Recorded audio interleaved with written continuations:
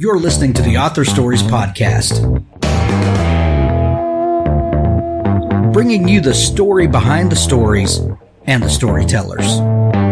Margaret White, Terry Brooks, Sheena Kamal, Matthew Quick, J.T. Ellison, Walt D. Williams, Brad Thor, Corey Dr. O, Brandon Sanderson, Robin Mott, Ernest Klein, Jim Butcher, Charlene Harris. Visit hankgarner.com for archives of all the shows. Today's guest is WM Akers. Remember to go to hankgarner.com to subscribe to the show. You can subscribe on Apple Podcast or Stitcher Radio or Spotify, YouTube, and even now on Pandora. If you listen on Pandora, you can listen to the show there now as well. Just about anywhere that you like to listen to podcasts, you can catch Author Stories. I'd like to thank Crystal Pico Watanabe for sponsoring today's show. The Pico's House website now has a new look. She has a team of 8 people who help provide services to fiction authors. Her full slate of services now include beta reading. She has expanded her beta reading team to 4 beta readers now. Manuscript critique, developmental editing, line editing, copy editing, proofreading. Authors can inquire about putting their books into her Book Lovers box, which is a monthly digital subscription box with a different theme each month. This is free for authors for a limited time. If you're an author, Crystal provides just about everything that you could need. She is a one-stop shop with Pico's House to help you make your book the very best it can be. Visit picoshouse.com. That's Pikkoshouse. Thank you, Crystal, for faithfully sponsoring the show.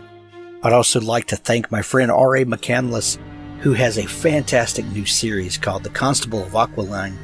And the first book is The Clockwork Detective. This is a steampunk detective novel, the beginning of a series that I am absolutely in love with. Aubrey Hartman left the Imperial battlefields with a pocket full of medals, a fearsome reputation, and a clockwork leg. The Imperium diverts her trip home to investigate the murder of a young druid in a strange town. She is ordered not only to find the killer, but prevent a full-scale war with the dreaded Fae. Meanwhile, the arrival of a sinister secret policeman threatens to dig up Aubrey's own secrets, ones that could ruin her career. It soon becomes clear that Aubrey has powerful enemies with plans to stop her before she gets started.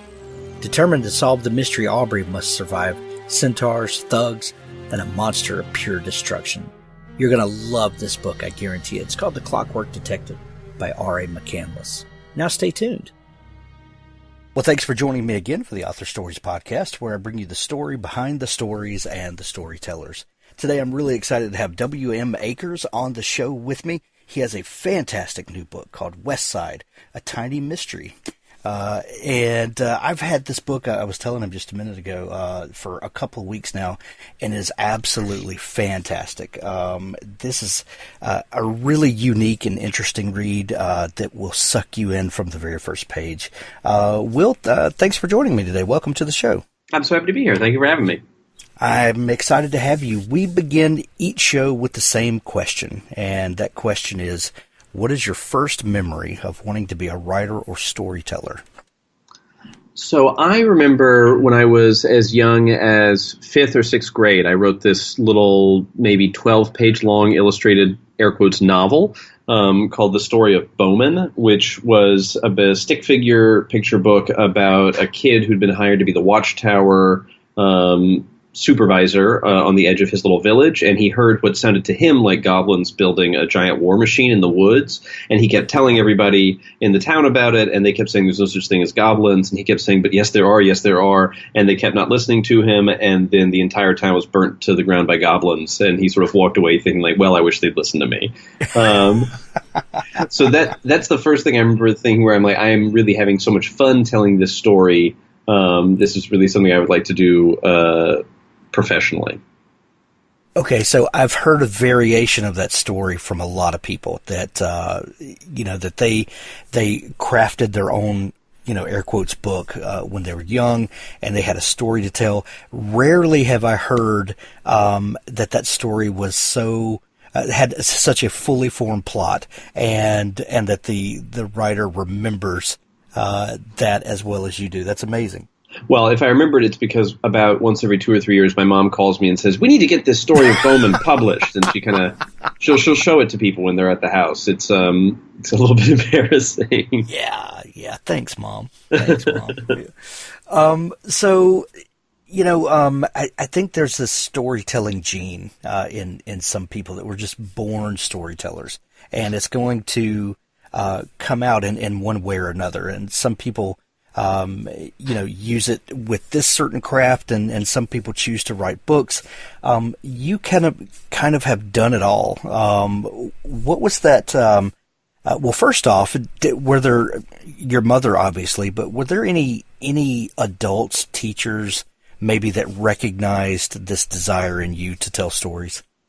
Yeah, I mean, talking storytelling genes, my dad is a screenwriter and screenwriting teacher. So this is something I've been sort of raised in from a very young age. And even the people who in my family who are professional writers are all storytellers. I mean, I'm from Nashville, and people in the South are sort of born storytellers, and they love to pass those traditions on.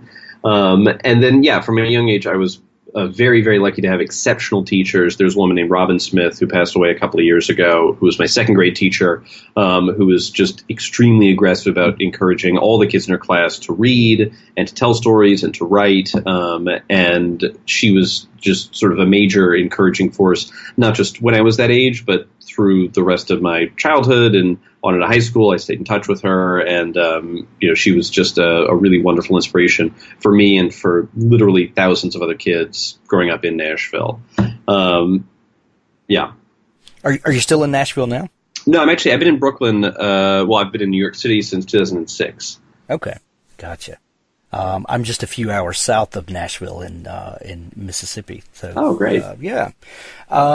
Did you get any songwriting in while you're in Nashville? That's kind of kind of ingrained in the culture. That is the one art form that just, it missed me, man. I am so not musical. I extremely cannot play an instrument. I definitely can't write songs. I always sort of promised myself that I would never write a book with a song in it. And then I actually broke that rule. I think that there's about 4 lines of lyric verse in Westside, and if you can't handle that, I apologize. I hope it's not too egregious. It's not like Tolkien where you're sort of making your way merrily along, and then you get hit in the face with like a 2 page long song. It's just like, my God, what am I doing with this? And then you don't know if it's important or not, so you kind of have to go through it. Yeah, you got to slog through it and kind of sing it aloud to yourself, and just a burden. I couldn't enjoy Lord of the Rings until I finally gave myself permission to just like, man, skip every song if you want to. If you're not having it today, just keep moving, because they can really drag you down. So songwriting is not a thing that I got. I really can't draw. I am very much just a words person, and I've tried to go as hard as I can on that as possible.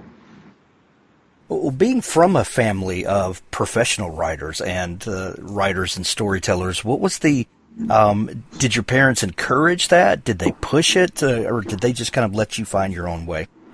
They definitely never pushed it, but my parents, and especially my dad, were always there as a resource, just to help me learn stuff. I think that more than talking like actual craft or anything like that, they were more useful as just people who are always there to encourage me, like, read this book, watch this movie, like, here's a good thing, you should check it out. And then, I remember spending a lot of time with my dad watching movies, and he would just be like kind of talking about, like, did you see what they did there? That was a great reveal. Like, that's a really good end of Act 1. Like, oh, isn't that like an excellent twist or whatever? And so he really taught me how to watch movies and TV and also books, and just sort of think with a critical eye. As a way not just of understanding the story better, but also appreciating it better. Because I think that when you're able to come at a story with like a little bit of critical thinking, I think it deepens your enjoyment rather than making it feel shallow or cheap. Yeah. Besides Bowman, what was the first big project that you tackled and finished? When I was a senior in high school, I wrote what you could probably call a short novel or a long novella called The Swede, which was about a guy who goes to college and discards his old identity in favor of sort of a romantic hero who ends up leading a revolution first on campus and then in Romania, I think.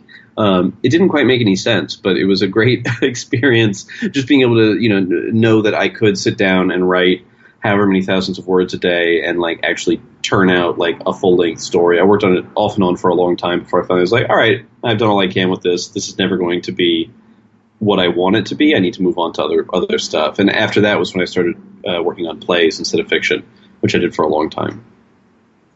Well, you've got the new novel Westside. You're also a playwright, editor, but you're also a game designer. Mm-hmm. You designed an RPG called Comrades, a Revolution RPG. You created a game, Deadball, baseball with dice. Living in the time where we are now, where geek culture has really gone mainstream, or at least more mainstream than it ever has been. I think people recognize the importance that game playing, RPGs, especially pen and paper RPGs. What a great storytelling medium that is, and what a great vehicle for joint storytelling. Mm-hmm. Is that something that you grew up with? It's not, actually. It's a thing that I was one of those kids who I had the D&D like starter edition when I was in high school, and I could never get anybody to play it with me. So I was one of those kids who was just trapped owning this book and like looking through it. And I recently found my old monster manual, which isn't just in pristine condition because it never really got any use. But I remember as a kid just being so frustrated because thinking like this seems so cool and so fun, and never being able to get people interested in it.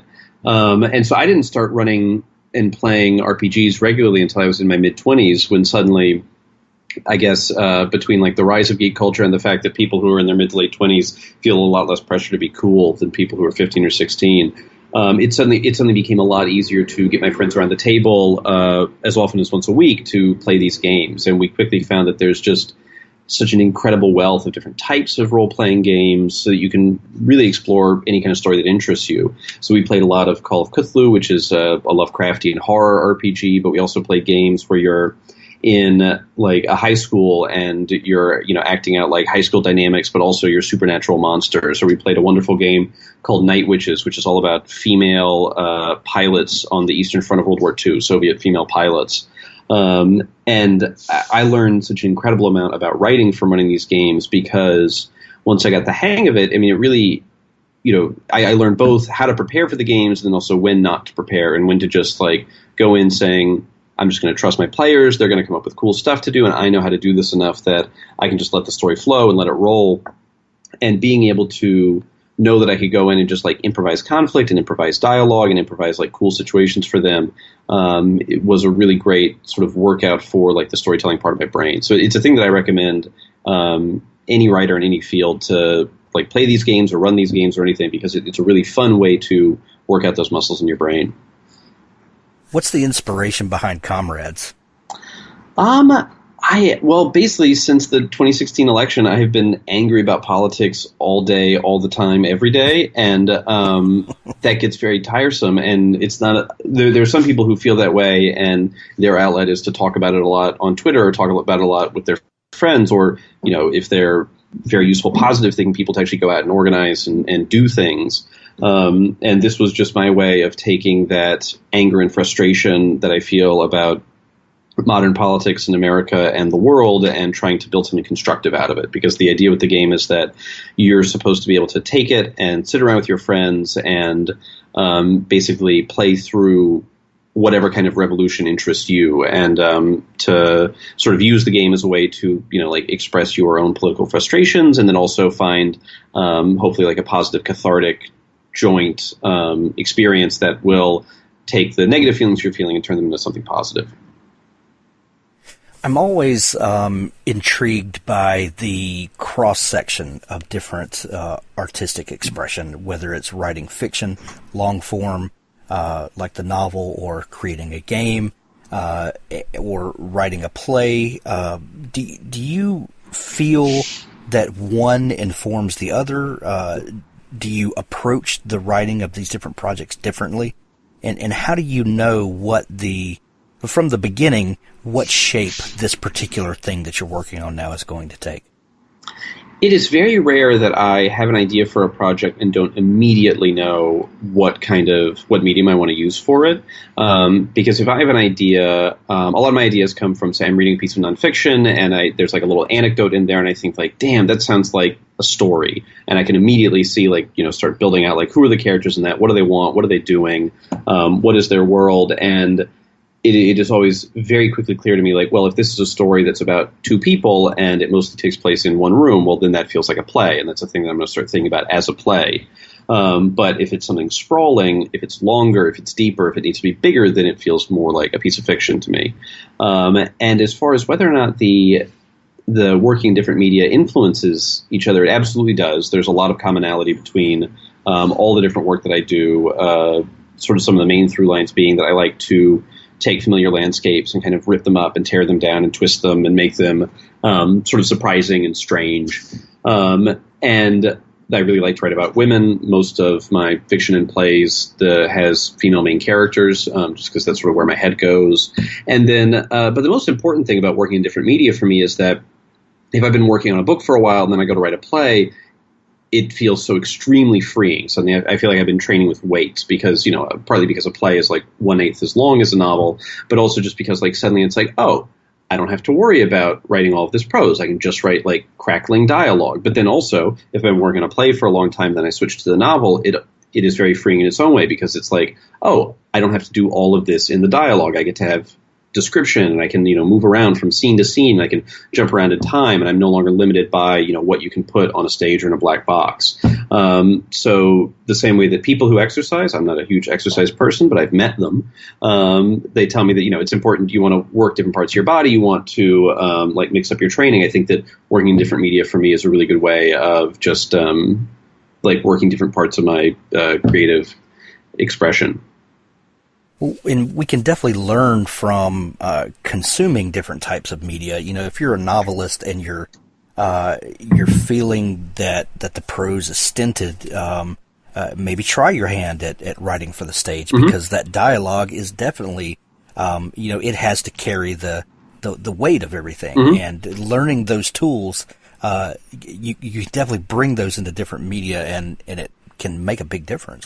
And I think that there's something really freeing about if you are somebody who mostly writes fiction and you say, I'm going to try working on, I'm going to write a short play like as an exercise, because it's not the main thing that you do. It's not like the thing that defines who you are as an artist. It can be a really freeing in a different way because it's a ton of fun. So I think the stakes are really low. I really almost never write poetry, but whenever I do, it's like, I'm here for fun. This is not the main thing that I do. I'm certainly not here to make money. And I love, there's something very freeing about, this is just for me. This is just to have a good time. And I can really just, play around with it, which is a great way to come to any kind of artistic project. You mentioned earlier that a lot of times you write from the female perspective because that's just where your brain goes. I know some writers have a very difficult time writing the opposite gender. Are there any tricks or tips or for writing believable female characters when you are not a female? The advice I always give people is start by making a ton of female friends. Yeah. Spend 10 to 15 years listening to them. And trying to understand what they're thinking and where they're coming from, and sort of go from there. And the other just very simple thing is that the more women you write in your story, the better all of those characters will be, because if you write a single female character, you will feel the need to put all of the weight of the world on making her like some sort of perfect paragon, and that's going to end up being a very dull and lifeless character. If you write a book that's got a lot of women in it, then you can have lots of different types of women, and it will be more realistic, and you'll be able to write, some people who are very virtuous, some people who are not so virtuous, and you won't feel like a single female character has to carry the weight of like everything you think about women in the world. But basically, I think, just being very humble and listening to the women in your life is the best way to do a good job with it. I tell people to get a wife and 3 daughters. That'll help a lot. That's a nice, it's an easy shortcut. That's an easy shortcut. Yeah. If you've got 20 years to spare. Mm-hmm. Yeah. What is your fascination with 1921? There's a few different things. So in addition to Westside, which takes place in 1921, I'm also the author of this newsletter, Strange Times, which is a day-by-day rereading of the 1921 New York Times. Which is amazing. Thank you. I really enjoyed doing it. It's a ton of fun. It's sort of it was originally an offshoot of the research I was doing for Westside and the sequel to Westside. But I like that period for a few reasons. One is that it is on the last cusp of when things are definitively in the public domain. So if you're doing, say, a self-published baseball game or something like that takes place in and around that period, you can use art from the period and you're confident that's in the public domain. If you're writing a newsletter from that period and you're using New York Times articles from that period, you can be confident that they're in the public domain. So it's like a practical concern. But in terms of what I like about the era, it's just it's a moment where like life is changing extremely fast and nobody in the period has any idea what's going on. And you've got sort of the confluence of all of these things that to us today seem extremely old-fashioned and ancient. Like when I'm reading the 1921 New York Times and they use the word bandits a lot to describe people who are like robbing people on the highway. Like they really talk about highway robbery. They talk about like train robberies and shootouts, and like there's still like a Western flavor running through a lot of these descriptions, but also they're like the language, the forms of dress, and like the social mores are things that feel like much more familiar to us. So it's a period that is alien, but not so alien that we can't understand it at all. Like the way that people talk in 1921 is really not that different from the way that we talk in 2019. So you don't have to worry about translating it in a way that makes it sound believable.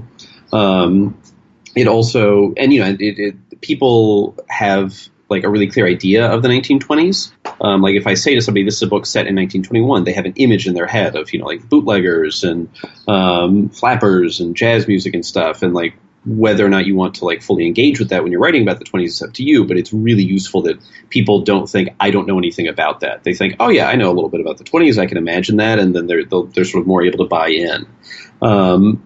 And actually, it's speaking of gangsters, one of the things that surprised me most about Strange Times, when I started, I was like, all right, I want to show a version of the 20s that is not just gangsters and jazz music, etc. I don't want this to be like, I want to show something besides like guys robbing banks, then running out and like jumping on the running board of a car and getting away. And I swear to God, in like maybe every second or third issue of the 1921 New York Times, I find a thing in the newspaper about somebody robbing someone and jumping on the running board of a car and getting away.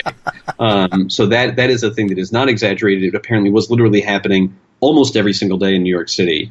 So it's a cliche for a reason, I guess. Exactly.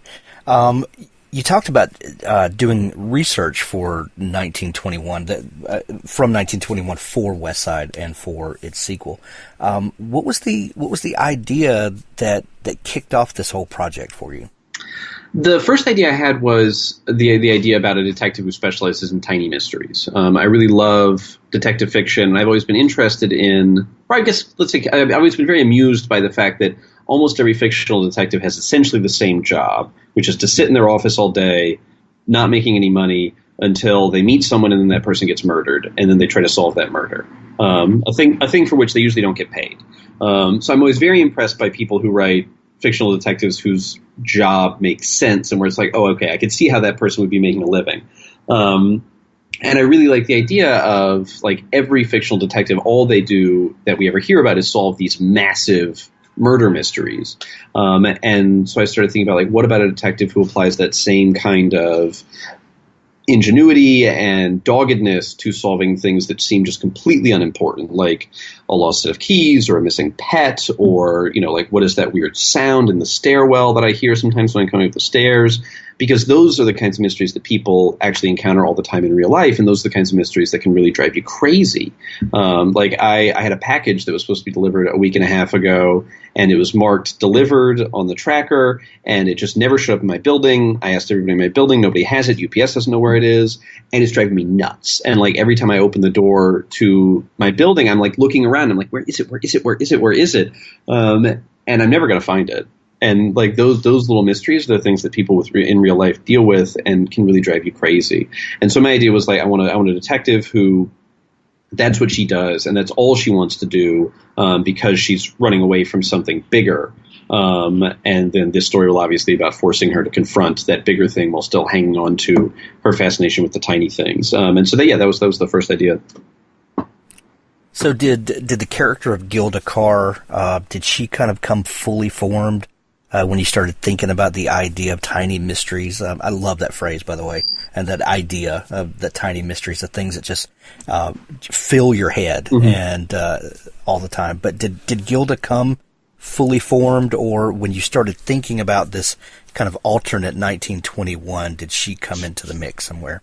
So when I started writing, the world was actually not an alternate 1921. My original idea was to just have it be set in the 20s, and I felt like that would be enough. And Gilda was the thing that I had like from the beginning. I was like, tiny mysteries. I was like, who's a detective who like deals with tiny mysteries? And I very quickly came up with like, she's this woman whose father chased big mysteries, and that was like what he gave his life over to, and he disappeared, and so now she is inherited this detective agency and wants to be staying very, very far away from that. And that idea and that sort of internal conflict was present like in the earliest drafts, which is great. And her voice was there, and she was there like waiting for me right from the beginning, which has made the entire process a lot more fun and a lot more pleasant. Building out the world was a lot more difficult because my original idea was just to have it be the 20s, and then I started thinking about, like, what if this version of New York, as I'm writing it, it feels a little bit weird, it feels a little bit off, like what if it is kind of empty? Like what would New York feel like if it were a little bit empty? And that's sort of an exploration of every New Yorker's fantasy, which is like, what if it were the same cool city, but there were half as many people, so the rents were half as high, and I could actually afford to live here. So I started playing with that, and originally that was just going to be a small part of the book, but I realized after, 1.5 drafts that if you design a New York City that's 50% depopulated, that kind of has to be what your book is about. You can't just put that in the background. And so I built up the idea of the West Side and the fence that divides the west side of the city from the east side, and all of the various mysteries that plague it more and more. But so that was the part that I had to fill in. But Gilda was there right from the start. Well, you talk about the necessity for that to become the story, or at least to really inform the story. But when you then start talking about why the population is halved, what opportunities did that give you? What things did that open up that took the story in new directions that maybe you had not thought about? Oh, well, the two main things are it gave me a chance to completely redefine the landscape, because I got to imagine, what would the western half of Manhattan look like if the population was near completely gone. So basically the premise of the book is that starting in around 1900, people started disappearing from the west side of Manhattan, everything west of Broadway. And they started just first a few people, and then a couple hundred people, and then thousands of people, until suddenly, basically overnight in 1914, it was this undeniable epidemic, and the city just said, forget it, wall it off, we're just going to cauterize this wound and move on. So they built this huge fence down the middle of Broadway, seemed to stop the problem, and you're left with this basically empty, overgrown landscape in the West Side for Gilda and I to play around with. So once I sort of had that idea and I had this like landscape, it all opened up immense possibilities just in terms of setting, because the West Side is not just depopulated. It's a place where nature has like fought back to an alarming degree. So buildings are collapsed and trees are way taller than they should be, and there's rivers and springs that have sprung up. And so I've got, you get to play with this like really wonderful kind of alien landscape. So anytime there's a scene that has to happen, it's like, all right, so she has to have a conversation with somebody. In a regular city, this would probably happen in their office. But here, why doesn't it happen in, like a brownstone where the walls are still there, but none of the floors are there, and this person's like all the way in the corner of a room, and there's like 50 feet of open space above them, and they're like seagulls flying around up in the sky. That sounds more interesting. So the West Side gave me that landscape, and then also maybe more importantly is by having this scenario where thousands of people have disappeared, millions of people have left, it means that every person that Gilda meets who's left on the West Side is there for a really particular reason, whether it's because they can't afford to leave, financially or emotionally, or they're stuck here for some other reason. And it also means that they've got some kind of history of trauma. because everybody who lives in the West Side has lost someone, and everybody knows about it, and they've all got their own particular story and their own particular way of coping. And that means that anybody that Gilda meets on the street has a story to tell. And that means that there's nobody who she's going to encounter in this world who's not going to be interesting to write about. Well, there's also no one that she's going to encounter that is not ripe for a tiny mystery and having these things that she gets to explore. Yeah, exactly. So it's a very sort of untapped market, and she's the only one who's trying to make anything out of it. The book really has some fantastical elements, other than the fence and the whole divided city. When you started realizing that the story was this other story, did that just really open up the possibilities to take it in directions that never would happen in real life? Like, what were some of the decisions about letting the story just kind of go fantastical? Well, the most important one was to just let it go, because, like I said before, originally a lot of this stuff was just supposed to be kind of in the background, and this was going to be more a straight-ahead murder story. And the more I wrote, the more I realized that like all of this stuff has to tie together. And if I'm going to throw this world, which is full of these massive mysteries, at the reader, I need to answer at least some of those questions. I need to solve some of those mysteries for the reader, and it has to be in a way that feels big. So the fantastical elements of the story got stronger, more frightening, more dangerous to Gilda and to the people that she loves. And I had to sort of raise my game to write them in what I hope is an interesting and exciting way. Other than the New York Times, what were some ways that you researched the time period to get that feel and flavor for the city and the people?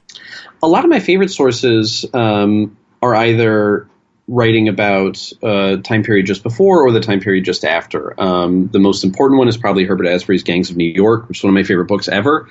It's loosely the inspiration for the movie, but not really. And it's a history of the New York City gangland that was written in the 20s and runs up to the teens or 20s, but is mostly about the 19th century. And I leaned really hard on Asbury's just sort of like almost feverish, insane description of these larger-than-life, like literally tall tale type figures who may or may not have actually lived in Manhattan. He reports fact and fiction with pretty much equal credulousness. It's a lot of fun to read, and it's a perfect source for fiction. Maybe not such a great source for a research paper, but thankfully I'm not in the business of writing those.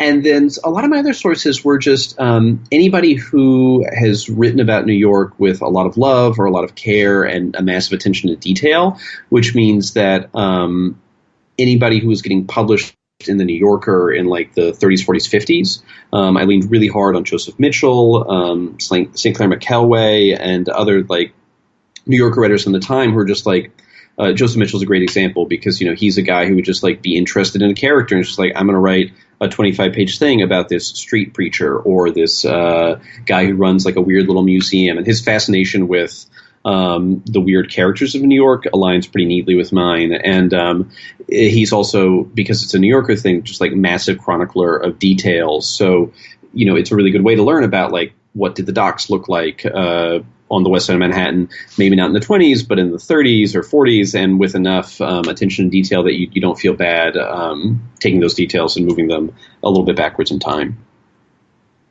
You mentioned the sequel to Westside. Did you know from the beginning that this was going to be a multi-part series? I never assumed that it would be because, when you're writing a book and you have no idea if anybody's going to want to publish it, the worst thing you can do is say, like, this isn't just one book, this is going to be 10 books. So I wrote Westside very carefully to make sure that like this is a thing that could stand alone by itself and be very satisfying, not just to the reader but to me. Like if this book gets published and it's just the one book in the series and that's it, I can feel very happy with feeling I've told a whole story. But, it's a detective story, and the great thing about detectives is that there are always more mysteries, and so I knew that if anyone was interested in more Gilda Carr stories, it would not be hard to drum them up. So I basically spent the entire time that I was writing this and through the entire process of looking for an agent and then looking for a publisher, working really hard not to think about possible sequels because I didn't want to get ahead of myself. And then I was lucky enough to find the people at Harper Voyager who were interested in not just one Gilda Carr book, but two. And then I was like, okay, now I get to think about this. And just this huge flood of possible ideas for sequels came out that I'd been keeping back for a long time. Excellent. Well, Westside is available everywhere now in hardback, Kindle edition. Is it out in audiobook as well? It is. I actually just saw a tweet about a half hour ago from somebody who was listening to it in audiobook while taking pictures at the Missouri Botanical Garden. Nice. And so a beautiful day, a dark novel, and I guess it paired well together. I love it. I love it. Will, if people are just learning about you and your work, is there a place where they can connect with you online to dig into all the stuff that you do and maybe follow along with news coming up? Absolutely. The best place is you can find me at WM Akers. That's AKERS.net. And you can also find me on Twitter, where I spend too much time, as Ouijum. That's OUIJUM. Excellent. We're going to send everybody to see you and to pick up their copy of Westside. Will, thank you so much for taking time to come on the show. This has been a blast. Absolutely. It was a total pleasure. Thanks for listening to this episode of Author Stories. Go to hankgarner.com to find all of the archives of the show, and be sure to subscribe while you're there. Now stay tuned for a special audiobook clip from Richard Gleaves' The Jason Crane series. Jason and Joey took their food trays outside and sat high above the parking lot on the secluded stairwell that had become their lunchtime hangout, picking at their Thanksgiving specials and swapping updates. They were almost finished eating before Jason managed to screw up the courage to say what he needed to. "I want to apologize." Joey looked puzzled. "What the hell for?" "Because your coma was my fault." "Yours? The horseman beamed me. You didn't." "Hey, want to see something cool? Look what I found on my phone." Joey produced the device, hit a few buttons, and swiped his finger. An orange circle hung in a field of black, overexposed, something that had been moving fast when the flash caught it. "I was trying to get his picture, right? Like an idiot? Well, I didn't get him, but that is the pumpkin he threw at me." Jason stared at the blurry orange shape for a long time. "Cool." "Cool? Can you imagine if we actually got a picture of the Headless Horseman? We'd be famous by now." He pocketed the phone. "Hey, do you want the rest of this turkey? It looks like bologna." "Tastes like bologna, too." He speared the slice anyway. "Look, this is going to sound weird, but I think I made you a target." "What do you mean?" "I made you a target by telling you about my gift. It's some sort of magical rule. If we reveal ourselves to a normal person, whoever we tell becomes a target for ghosts. And usually, they die." "And you told me anyway?" "No, I'd already told you. There was no way to untell you. Don't be mad. It all worked out, right? Right?" Joey's expression had darkened. "Give me a second here. And there's a bright side." "What bright side?" "Now you'll have a gift too." "Me?" "That's what your coma was. Some kind of transition. You got targeted, but you survived. You'll be a founder now, like Ichabod. You'll pass your gift to your kids like he passed his to me." Joey looked worried. "What kind of gift will I get?" "People get gifts that complement their natural abilities. It could be anything." "Anything? So, I could read minds?" "I guess." "Turn purple and levitate?" "Probably not. Something that expresses the essential you." "Then I'll have an actor's gift. I want..." "What's an actor's gift?" Jason shrugged. "Super narcissism? Shut up. So you're not mad?" Joey was shaking with excitement. "Mad? This is the coolest thing ever!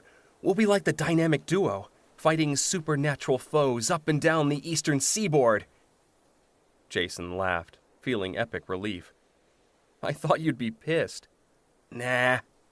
What's a little coma between friends?" He took a bite out of a Nutter Butter, grinning madly. "I'm going to be a superhero." "But you can't tell anyone." "Why not? Weren't you listening? Everyone we tell dies. You can't talk about your gift to anybody." "But if they were targeted and lived, we could have our own X-Men."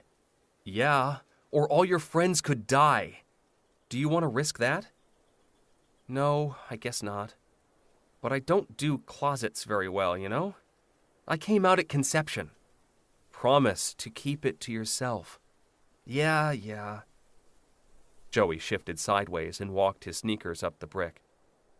So, the essential me. Ooh, I know what gift I'll get. I'll get a singer's gift. What's a singer's gift? Jason shrugged. Superhuman drug tolerance? Shut up!